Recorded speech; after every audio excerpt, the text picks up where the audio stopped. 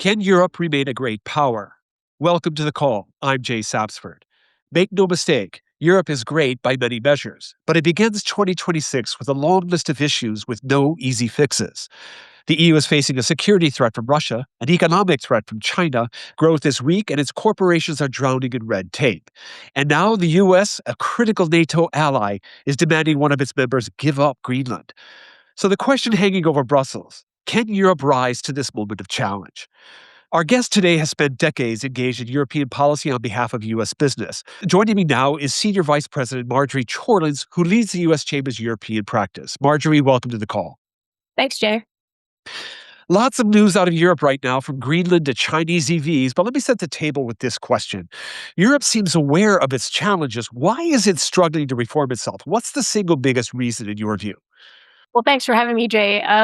First off, a caveat to say that you talk about Europe here. I think our conversation is going to focus on the European Union. Obviously, many other countries in Europe, including the UK, and we're not really going to speak to those here. So just a slight caveat there. There is, to my mind, no one single reason that accounts for why Europe finds itself in its current position. I think there are a host of reasons. These include, in no particular order, a fragmented single market, a generally consensus based decision making process, high energy prices, a weak innovation ecosystem, aging demographics, a populace that has long been very interested in the depth and breadth of the social safety net, to the exclusion of investments in other areas. And certainly top of mind for American businesses is the heavy-handed regulatory environment that we find ourselves with in Europe. So let me jump to a member question on that last point that you just raised. This has to do with the Corporate Sustainability Due Diligence Directive. The U.S. is pressuring around this late, trying to alleviate some of the tension that's caused by that, holding companies responsible for the entire breadth of their supply chain. Is at this late stage like to have any effect now that the EU has moved on to the implementation phase? Look, I think CS3D is very emblematic of the challenges that Europe faces. They have competing policy priorities. In this instance, a very heavy focus on the green transition that has been a feature of European policymaking in a very pronounced way, especially for the last 6 or 7 years. Um, and at the same time, wanting to encourage investment in Europe and stronger commercial relations, in particular the transatlantic commercial relationship. Uh, the initial proposal that was put forward really focused more on the former, that is to say, trying to achieve a series of not just green transition goals, but also other human rights and other concerns. It did not take into account sort of the real world potential application of this law. I think over the course of the last several years, you've seen an evolution in thinking in Europe, a healthy evolution, I would argue, that resulted in a final package that is more balanced in a lot of ways, especially in terms of some of the requirements that are being placed on companies from all over the world. It is still lacking in some significant respects as well. So I think there is still work to do. We're throwing up a chart that shows a comparison of GDP growth between the US, the EU, and China. As you can see, in 2008, the EU was actually bigger than either the US or China. But over the next 16 years, China catches up with the EU, and the US, well, it doubles in size, leaving both the EU and China behind. What are the stakes for the US and the world in this widening gap? I mean, Europe is a crucial market. Should we all be rooting for its success and being able to join the rest of us in this higher growth period? Absolutely should be rooting for Europe's success. Look, the transatlantic commercial relationship is the largest in the world. It is a $9.5 trillion relationship at last count. We're actually revising those numbers as we speak. And the depth and breadth, the complexity of our integrated supply chains and so on make it such that it is essential that Europe have a healthy economy. There are a host of challenges that stand in the way, but from a commercial standpoint, in terms of the millions of jobs that that European companies employ here, American workers, and that U.S. companies employ in Europe, the stakes are substantial. And so keeping this relationship on track, and finding ways to deepen it really are essential to our own security. Okay, so former central banker Mario Draghi, after issuing a blistering call for reform in 2024, followed up a year later with the following observation: governments have not grasped the gravity of the moment. To carry on as usual is to resign ourselves to falling behind. I'm wondering, from your conversations with senior European officials, are they aware of the urgency of this moment? I think if you talk to the senior officials in Brussels and across the member states, you will find a serious awareness of the challenges that they face. The issue is, are they able to come up with solutions that will work for uh, all of the member states in a way that allows them to move forward quickly. Their decision-making processes are very slow, as you know. We've got a fragmented European Parliament, which makes decision-making even more challenging. And they are aware of it. The other challenge I think we face, though, is when you get below that political level. Do you find that same level of commitment to addressing some of these core challenges, especially when it comes to regulatory overreach? And that's where I think we're running into some challenges, right? Because we're asking people who have had a hand and spent a lot of time working on developing these policies to go back and revisit them, looking through a different lens. All right, well, let's talk about Europe's strengths. I mean, China has what it calls choke points or overwhelming dominance in key sectors like steel or solar panels, rare earths, and is using these choke points as leverage.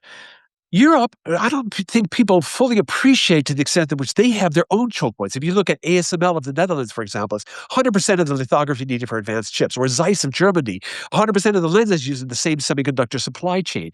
Should Europe be making more of these, the dominance that it has in some of these, particularly these precision instrument areas? They absolutely should. You're absolutely right to underscore the fact that Europe is strong in so many ways. In addition to their technological prowess, obviously they have a highly skilled workforce, and so together those things do put Europe in a relatively strong position. The challenge is, are they able to keep up? Right. If you look at where the innovation is happening, it's happening in the U.S., it's happening in China, it's happening in other markets. Europe, as I said at the outset, doesn't have a sufficiently robust innovation ecosystem. There's a lot of money that is there that is not being invested in what I would consider um, a most effective, most productive way. I think it was just quoted that German households are sitting on $10 trillion worth of savings. And so there's a lot of money there that I think should be tapped into in order to support Europe's ability not only to sustain its leadership in some of these key sectors, but also to grow its capacity in some sectors. I think that part of the challenge is making sure that all the member states are on the same page about what those priorities should be. And this is where I think you run into some challenges because different member states obviously have different interests, national champions, things like that. So, getting European member states to align around a set of priorities, other than at the highest level, is really challenging. Well, Mr. Draghi outlined innovation as one of the priority areas, and one of our members is asking, what are the prospects for meaningful reform in the digital regulatory space? Well, this is obviously, if you look at the first von der Leyen Commission, so 2019 to 2024, there were two main pillars that drove their decision making. One was the green transition that I mentioned earlier, the other, the digital transition. So we saw the Europeans adopt a lot of regulations in that 5 year period that they are now in the process of fine tuning. Some of those regulations very clearly, whether by intent or not, do have a discriminatory impact on American companies. They fall disproportionately on American companies, and the fines associated with noncompliance are, in many cases, excessive. So I think that for what's on the books, there is a really serious challenge there. And of course, you have the Trump administration pressing Europe for changes in those rules. There are, in addition, a series of measures in the pipeline around AI, around cyber, around data flows and things like that, where here again, Europe is going to have to think very carefully about how it balances the drive for innovation, the hope to develop homegrown capacity, but also recognize that we're in a world where they can't operate in isolation and they don't necessarily have all of the digital technologies fully developed that they need to have. Well, that balancing act, I think, plays into the next series of questions that we have from some of our members on the defense space. One is asking very bluntly, can Europe defend itself without the United States?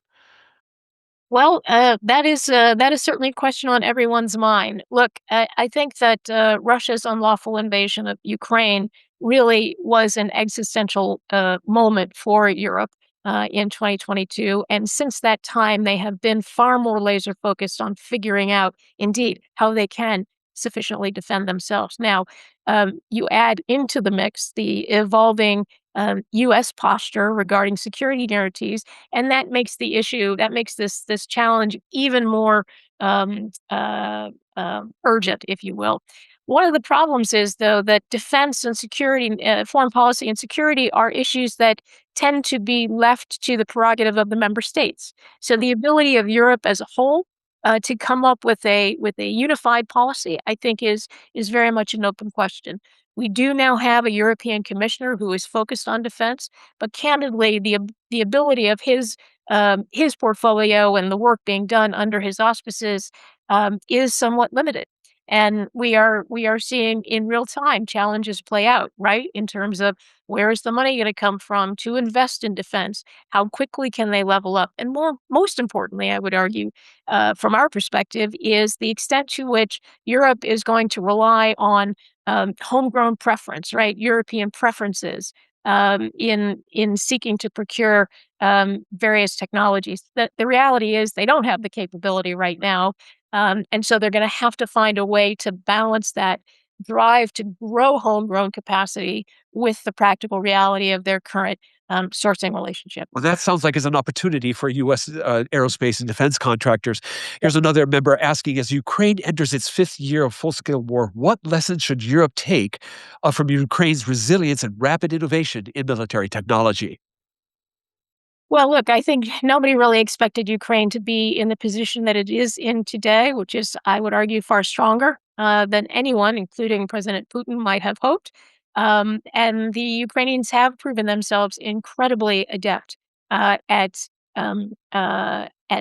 meeting their own or enhancing their security needs with their own homegrown um, uh, production. Um, has Europe learned the lesson? Yes, I think they have learned the lesson in the sense that they know they need to develop more defense capability, and they do need to encourage some of that to happen at home. The question is, can they do that in a coherent way? Or will different member states continue to want to support their national champions and not necessarily look at a holistic European solution? I think fundamentally that tension between member states on the one hand and European institutions on the other is really at the heart of what ails Europe on many fronts today. I have one here on the European Commissioner for Defense and Space. Andreas Kubilius had said yesterday the U.S. military takeover Greenland would be the end of NATO, and a Danish PN said something similar. Does Marjorie agree? Golly. I'm not a security expert, so I'm not sure I can take a position on that. Do I think the Europeans are really rattled and seriously concerned about where the U.S. stands right now? Absolutely. But I don't think you can discount the fact that the Secretary General of NATO, the former Dutch Prime Minister Mark Rutte, suggested that NATO would be just fine. So I think it's an open question, but clearly the Europeans are having to wrestle with simultaneous challenges, the likes of which they have not necessarily had to deal with in the post-war era, right? Between the threat from Russia, the anti-competitive practices from China, and the evolving security posture of the United States. Okay, well, here's one on China. The EU's 35% tariff on Chinese EVs. The EU suggested yesterday that it would consider investments or minimum prices as a way of alleviating those tariffs. Are minimum prices a solution to Chinese dumping? Well, again, the China issue is a very big one. I think the challenge we've seen with Europe for the last number of years is that their position on China again is hampered. Coming up with a unified position is hampered by the fact that different member states have different relationships with China, and so the ability to craft something really solid is challenging. I will say we have seen an evolution over the last couple of years. Europe is getting tougher with respect to China. You will have seen that they used their international procurement instrument for the first time against Chinese medical devices. The challenge is that um, uh, can they come up with a policy that will allow them to really push back in a comprehensive way on the robust challenges that China presents? There is a concern about appearing, a European concern about appearing to be being bullied into a stronger position vis-a-vis China, being bullied by the U.S. I don't necessarily think that is a legitimate concern. I do think it is in China's own interest in Europe's own interest to get its act together on a coherent China policy. Is the idea of reducing, guaranteeing minimum prices and things like that, um, uh, the right thing to do? Look, I think any tools you can use that ensure that competition is occurring in a fair and transparent way that doesn't rely on unfair trade practices like dumping or over-subsidization. These are tools that you really wanna utilize aggressively. Okay, we've got the questions are coming in fast and furious here. How are companies thinking these days about CBAM implementation? And will there be changes to CBAM before full implementation? That's the carbon border adjustment mechanism, if I'm not mistaken. Yes. Yes, it is. Uh, CBAM, again, a big topic that affects not just American companies, but all companies who are looking to do business with Europe. I think that we've got CBAM now, sort of teed up and ready to go. Will there be adjustments along the way? I suspect there may be. Um, as is often the case, once these measures get on the books and Europe confronts the realities of how this impacts doing business globally, there is potentially room for tweaking. There are open questions about how broadly it applies and so on. So I do think that this is an ongoing conversation. And again, it has all to do with that intersection between Europe's green ambitions, its net zero ambitions on the one hand, and the practical realities of a global economy. All right, Marjorie, last question for you. U.S. Yes. businesses has invested in Europe based on the size of the market. Its citizens have excess cash to buy everything from American cars to financial products, not even mentioning the vacations. Question of the moment for me is, can Europe maintain this standard of living that has contributed so much to the global economy? Well, again, I think that's an open question that depends on what European countries actually decide. I do think Europe is going to have to think long and hard, and I do think this is something they are contemplating. How best to balance their expenditures, right? So we're in the process right now of they are in the process right now of developing what they call their multi-annual financial framework, which is basically their budget for the next 7 years. It is in that context that they're having to make hard decisions about where they invest their money, especially given constrained resources, right? A lot of money has been spent over the years. It's well known on Europe's common agricultural policy. A lot of money has gone into both at the European level, but especially at the member state level to supporting the social safety net. And the question is, can Europe continue with those heavy investments while it also needs to invest heavily in developing its defense capability, while it also needs to invest in innovation, and while it also needs to look at developing supply chains and other partnerships. I think it's very much an open question. I'd like to think that they can make those tough choices, but it is slow going. And the question in my mind is, can they make these decisions quickly enough without being overwhelmed? All right, a lot of complexity, but we deeply appreciate the clarity you bring to this subject, and you're shedding light on what will be a very busy year on the European front. Marjorie Chorlins, Senior Vice President for European Policy here at the U.S. Chamber of Commerce. Thank you so much for sharing your insights with us today. Thanks for inviting me. All right, our audience has gotten their shot of informational espresso and is ready to tackle the day. Coming up next week, we'll have Daniel Rosen of the Rhodium Group to address a key question. Can strategic investments lift the Chinese economy? Missed a live episode? Catch the replay on our website, LinkedIn, or on YouTube. You can also listen to the call's podcast edition on Apple, Spotify, or wherever you get your pods. Thanks to our members for joining us today. This has been The Call, brought to you by the Global Intelligence Desk, asking the right questions to navigate uncertain times.